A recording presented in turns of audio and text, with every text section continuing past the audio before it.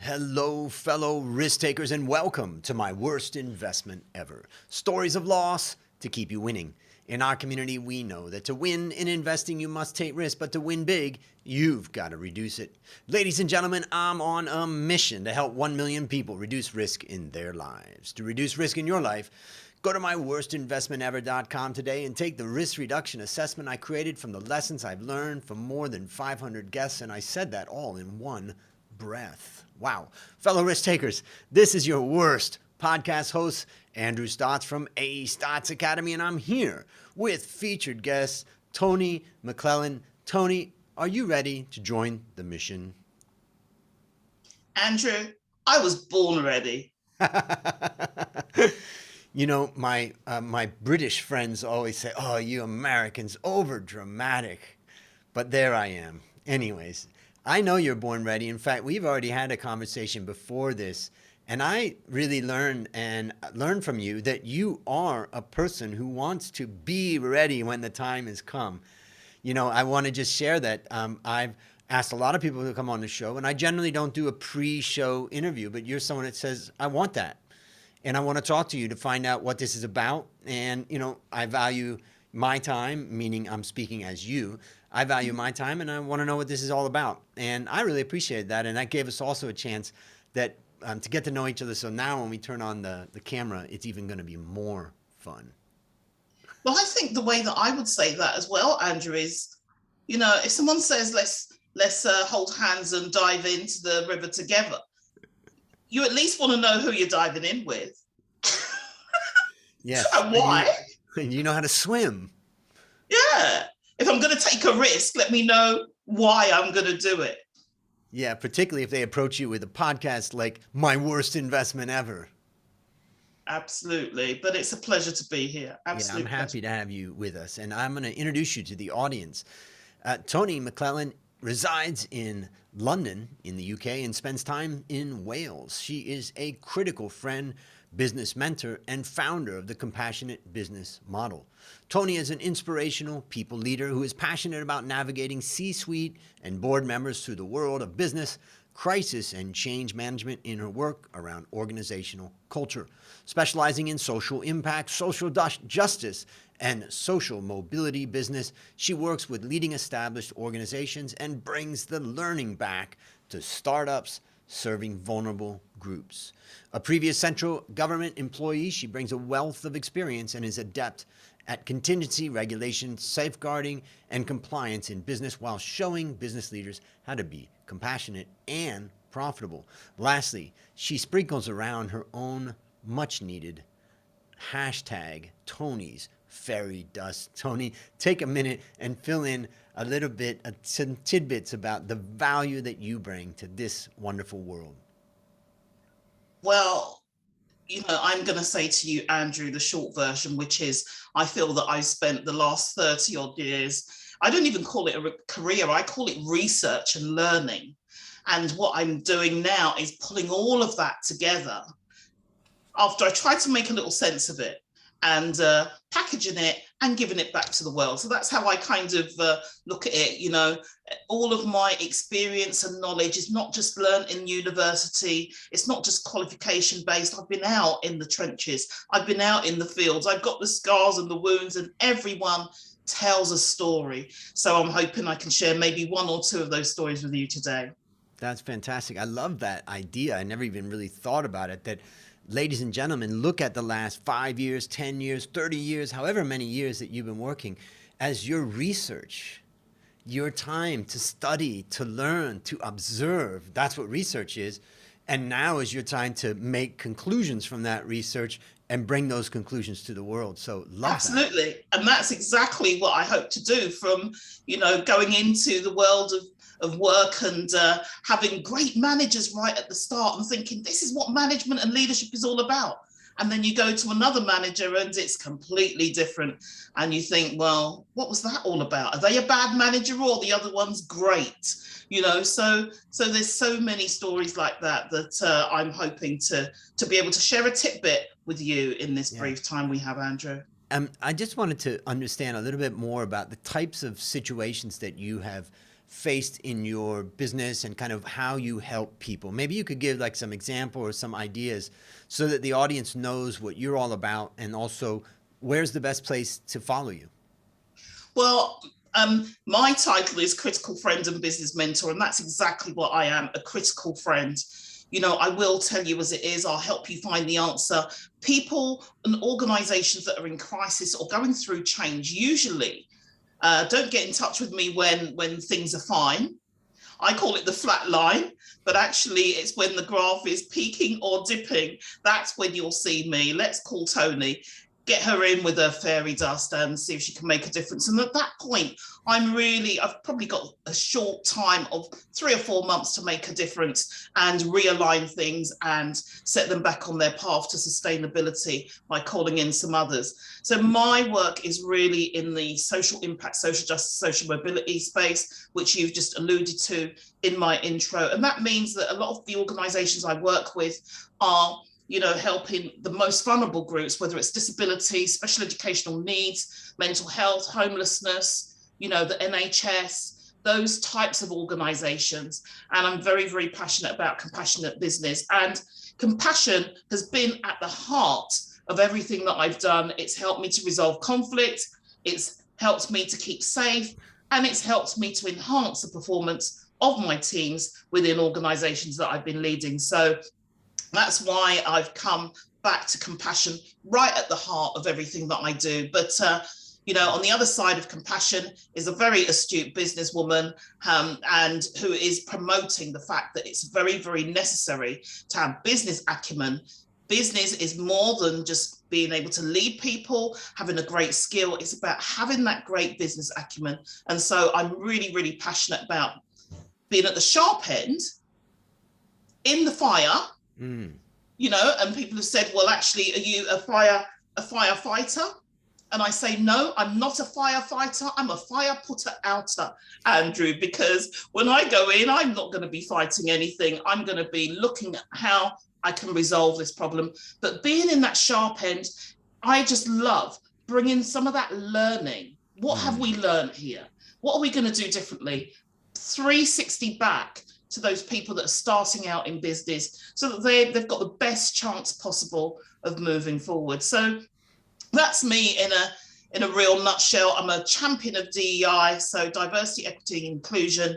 If you cut me in half, I'm going to bleed diversity, equity, and inclusion right the way through me. And I've got lots of experience to share, whether it be in criminal justice, specialist education, social care, central government. So I'm just trying to bring the people piece and the policy piece and bring it as close together as possible. So hopefully that gives you a little bit of definitely flavor. And we need that. I think one of the lessons I learned in my life, there was a time that I was in a halfway house and I was in foster care when I was basically imploding as a young kid with drugs and alcohol. And then I ended up in treatment centers and kind of bouncing around. But in the end, I finished my third drug rehab when I was 17. And that was 40 years ago, and I've been sober ever since. So I always look back to the people who were either from the government or from different businesses that were set up to try to help. And just the commitment and the effort that they made in what was always difficult. Every single person that showed up at that halfway house, you know, or in that rehab was in trouble. And yet there was people there willing to give their time and their energy. You know, some of them paid, some of them were volunteering. And so I know I owe a lot to the people in this world that have been there. And sometimes, you know, the last 2 years, for sure, life is too heavy for some of us sometimes, and we need a little help. And so my hat's off to you. Thank you. And I think just to reinforce as well the fact that, you know, I'm a real passionate person, and really part of that passion comes from the fact that every single person is different and is an individual. We all have our own fingerprint. We all have our own DNA. So, you know, please just really think about the fact that you, Andrew, are very different to me. Identical twins are different. So let's think about it from that perspective and really make sure that when we're approaching our work to get the best, that's how we're going to go about it. Well, what a great introduction, and it's exciting. Now it's time to share your worst investment ever, and since no one goes into their worst investment thinking it will be, tell us a bit about the circumstances leading up to it, then tell us your story. Well, first of all, Andrew, I'm going to say that I wouldn't even frame it as my worst investment. It was an investment that wasn't what it should have been, but I made it into something. Yep. And that's really how I'm going to phrase it. Is that okay? I think that's good, and you can.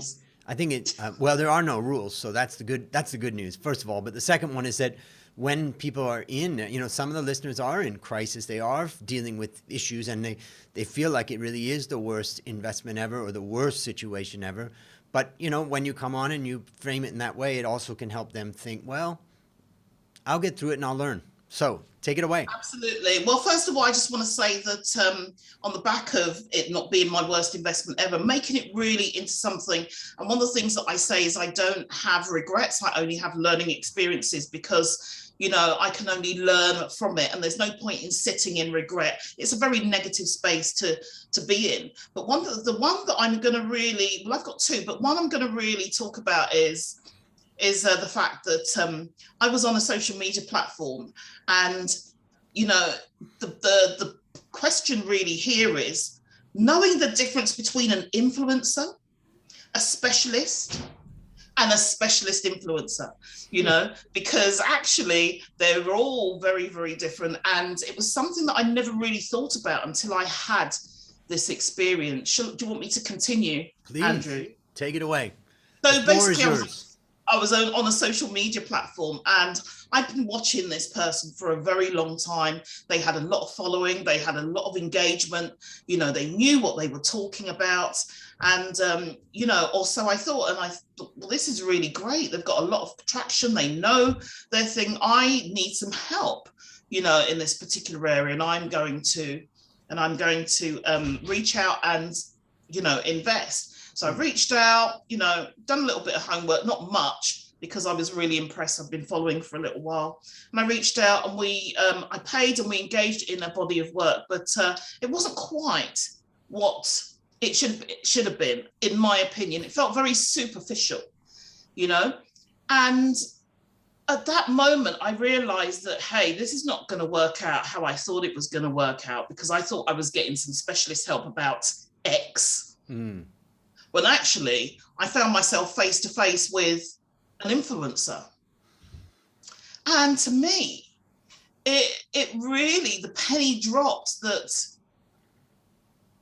they're two completely different things. But then again, you can have a specialist influencer, someone who specializes in influencing. Yeah. And maybe that's what I got. So, seeing the situation that was presented in front of me, I'd already invested. I made good of what I had, and I got something out of it. But the way that I'm going to phrase that, Andrew, is just by saying that I invested my money so that you can save yours. So I share that story openly and say to people, do your homework, do your due diligence. Influencers has a title for a reason. Right. Yeah. And really think about, does this person have depth in terms of what you need, or are they really spending their time as an influencer? And as somebody that's kind of, moved into a space now where I've got a reasonable community with reasonable engagement on my social media, it's made me really think about that in the back of my mind, how I present. Do I present as a specialist, or am I influencing people? And it's really made me very mindful of what I share. So I don't know if that meets your criteria, but that's my brief story. Let me ask you, how would you summarize what you learned from it? Thinking about, I want to also frame it in a way that there's a lot of listeners, and myself included, like, I need to get things done, and I can't do everything, and I'm looking for some people to help me, and there's a lot of people out there, and there's people that are offering services, there's people that I'm seeking out, but, it doesn't always work out the way I want, and it doesn't always work out as you described. What lessons did you learn, and how could those be applied to people who are looking right now? Well, the lessons I learned is, is that if you have somebody like, for me, for example, me, I have a great network and I interact with lots of people. So there's people that I would recommend and there's people that I may not necessarily move towards. So always get a recommendation. If you can't get a personal recommendation like that, you know, just reach out to somebody that's in the thick of network. Who would you suggest? You know, have you got a few names that you can run my way? Because then you've got a good starting point. Check out testimonials, check out what people are saying, do your research. And actually, are there any guarantees with what they're saying? Are they saying, well, I guarantee you're going to get a result? Are they saying that I guarantee that I will continue to work with you until you do get a result? Is there a money back guarantee? How are you assuring these people, so that how are you building that trust? So ultimately, there's a few things that I would say that we need to look out for. But, for me, I felt that I kind of sacrificed myself so that others can learn from it. And, it's really interesting because when my son was a late teenager, we had a conversation once and he said, Mum, the trouble is that because I'm your son, I'm not allowed to make mistakes. And I said, well, what do you mean, son? And he said, well, you want me to learn from your mistakes, but sometimes I need to make my own. And I sat and I thought with that for a minute. I sat with that for a minute and I thought, because it's not very often I get challenged by my sons, but, every so often they're right and you're not so right, so you have to sit and listen. And I said, okay, let's make a deal here. Let's shake hands on it. I'll leave you to make your mistakes if you need to learn that way. But if I see you as your mother making a very detrimental mistake, I have permission to haul you out of that before it becomes late. And we had that agreement. And so I think that despite the warnings and despite the tips that I give, some people will always feel that they have to dip their toe in the water themselves and experience it. And so be it. I've got a client just like that, Andrew, that regardless of what I say to her, she's always going to go out and try it and get burnt. So I position myself to be able to support her, knowing that she's got to test it. So, I don't know if that kind of helped with. Well, I think we need to introduce your son to Otto von Bismarck. He says only a fool learns from his own mistakes. The wise man learns from the mistakes of others. Well, there you go. There you go. Yeah. So we'll send that his way. And sometimes people talk about, making the same mistake over and over and over. But my take on this is that if you make a mistake once, then you don't make the same mistake over and over. You go in with a different approach. So it's a different mistake. Yep. Yeah. Maybe I'll share a couple of things I took away from it. I've written down some stuff. But I think that the key thing is that really the challenge is to do your research. You're going to hire someone for such and such professional services. It's up to you to do your research. And so let's just review. First, ask them for recommendations. It should be no problem if they're excellent. They should be able to line up a couple people for you to talk to. Now, you can do, if you're really committing a lot of money and a lot of time, you may have to go out and seek out somebody who has worked with that person or does something with that person so that you can find out not only the type of people that, that person recommends, but other people. But first thing is seek out recommendations. In fact, I recently had a discussion about some marketing services with a company. I really like what they said. But, anybody can say something. And I said, look, I really want to talk to a couple of your customers. And they didn't have any lined up. And then they came back a couple of days later and they said, I've talked to these couple of customers and they're willing to talk to you. Okay, that's already a good sign right there. That is a good sign. But the other thing as well is that sometimes what I do with my clients as well is I say, well, let's give it a trial and review it in a month and see how we go from there, and just give people an opportunity to opt out if they want to, knowing that they won't. But the thing about it is with me, Andrew, is I'm all in. Yep. Once you make that commitment, you pay on time and you're on time and you've made that commitment, I'm all in, and let's get to the end of this. But I think my main thing is You know, I don't have mistakes. I have learning experiences. I want to learn from everything. And anything I do learn, because remember, I'm still in research mode. Oh, yeah. I want to share, package up and share with people. Like you said, wise man learns from the mistakes of others.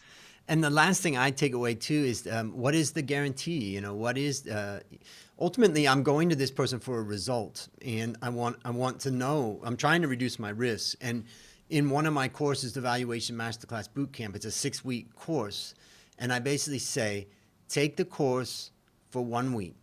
At the end of 7 days, if you're not satisfied, I'll return 100% of your money, no questions asked. I won't even ask you why. And I've now had 100 people go through that. I've had not one person has asked for their money back.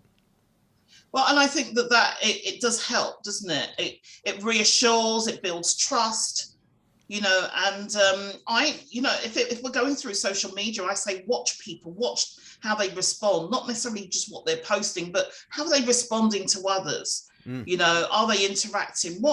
You know, so that's really that's really key, isn't it? Yeah. Yep. You know, it's not just about the time that you're in that interview phase or you're having a consultation with them. You've watched them for a month or two, if not longer. And quite often people say to me, they pop in my inbox and say, I've been watching you, Toni. I've been listening to what you've been saying.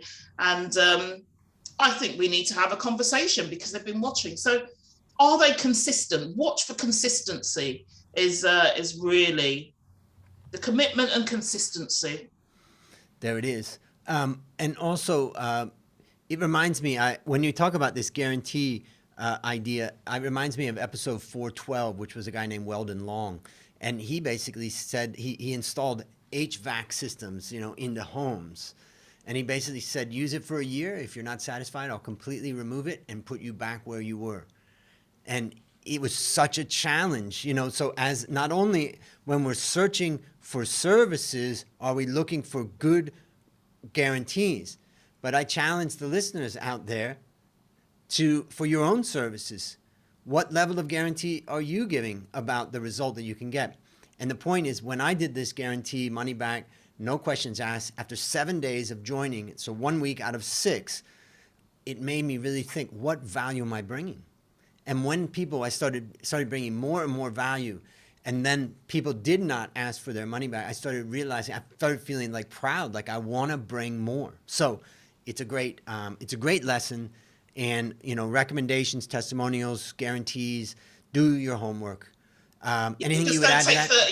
Don't take 30 years about it, like I've been doing. Don't do 30 years worth of research and keep it moving and trying to fill the next bit, because that's the great thing about research, is that one piece of research builds on another and builds on another, and we can understand it. So we appreciate that. Unfortunately, I have to admit that I've done my 30 years of research too. Also, so unfortunately, I don't have that chance. But for our listeners out there, you got the chance to learn from Toni's 30 years of research. So based upon what you've learned from this story and what you continue to learn in your life, what one action would you recommend our listeners take to avoid suffering the same fate? Just one thing they should do when they're searching out for that professional help. Just really listen to yourself, that inner voice that says, something's not right. And I know that people in the financial services or that sector are very, very busy, don't have time. If you don't have time, don't do it. Yep. Yeah, because you need to make the time. Yep. All right. So what is a resource that either you've created or you've accessed yourself that you'd recommend for our listeners? Well, one of the things I would say is I'm doing a lot of work around the compassionate business and problem solving. I have a very interesting model, which is based on 3 things: behavior, learning, and environment. But it's got people focused in the middle. If people want to hear about that or learn about that, then I would suggest that they reach out to me. I'm happy to give a complimentary 30-minute consultation to anyone. And I found that is my model that I've developed over my 30 years research. And, would you like me to share my website details? Yeah. Share where they should go. So www.1stlifegroup.com. So that's first as in the digit, firstlifegroup.com. You can find me on LinkedIn, where I've got a regular presence, and that's Toni McLelland MSc. And I'm on all the regular channels under First Life Group or Toni McLelland. But look out for hashtag Tony's Fairy Dust, because I give out lots. Fantastic. And we'll have all the links to that in the show notes, ladies and gentlemen. So if you can't find it, just go right there. All right, last question. What is your number one goal for the next 12 months? To touch as many people as possible with my learning so that they can share. You know, I want to share my wisdom. I want to share my stories, you know, and yeah, that's what I want to do. I want to touch as many people as possible so they don't have to go through, you know, some of the things that I've gone through. And if they can learn from that, then that's great. So I'm on a mission at the moment, especially around compassionate business. Fantastic. Well, listeners, there you have it. Another story of loss to keep you winning. If you haven't yet taken the risk reduction assessment, I challenge you to go to myworstinvestmentever.com right now and start building wealth the easy way by reducing risk. As we conclude, Toni, I want to thank you again for joining our mission. And on behalf of A. Stotz Academy, I hereby award you alumni status for turning your worst investment ever into your best teaching moment. Do you have any parting words for our audience? When you stop learning, you stop growing. All right. And that is a wrap on another great story to help us create, grow, and protect our wealth. Fellow risk takers, let's celebrate that today we added one more person to our mission to help 1 million people reduce risk in their lives. This is your worst podcast host, Andrew Stotz, saying, I'll see you on the upside.